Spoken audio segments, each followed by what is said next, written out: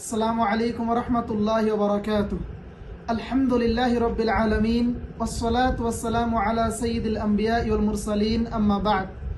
قال رسول الله صلى الله عليه وسلم من صام رمضان ثم أتبعه ستا من شوال كان كصيام الدهر رواه মুসলিম।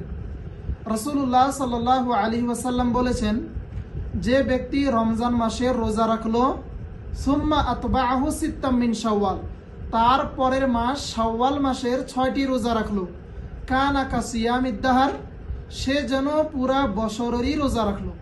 হাদিসের দ্বারা বোঝা গেল, সহিহ মুসলিমের হাদিস, এই হাদিসের দ্বারা বোঝা গেল যে ব্যক্তি রমজান মাসের পুরা রোজা রাখবে, তার পরের মাস যেটা আসে সেটা হলো শাওয়ালের মাস আরবি, ওই মাসের ভিতরে যদি 6টি রোজা রাখে, এই 6টি রোজা রাখার জন্য কোনো জরুরি নাই যে লাগাতার রাখতে হবে।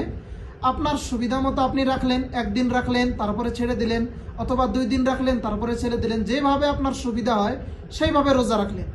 তো যে ব্যক্তি রমজান মাসের রোজা রাখলো পুরা, তারপরের মাস শাওয়াল মাসের রোজা রাখলো 6টি রোজা, কানা কাসিয়ামিদ দাহর, সে যেন পুরা বছর 12 মাস রোজা রাখার সে ফজিলত পেল। মানে রমজান এবং শাওয়াল মাসের 6 রোজা রাখলে আমরা পুরা 12 মাসের নেকি এবং সওয়াব পাবো ইনশাআল্লাহ। আল্লাহ তাআলার কাছে দোয়া, আল্লাহ তাআলা তুমি আমাদের সবাইকে এই শাওয়াল মাসের 6টি রোজা রাখার জন্য তৌফিক দান করো, আল্লাহুম্মা আমিন। ওয়া আখিরু দাওয়ানা আনিল হামদুলিল্লাহি রাব্বিল আলামিন। ওয়াসসালামু আলাইকুম ওয়া রাহমাতুল্লাহি ওয়া বারাকাতুহু।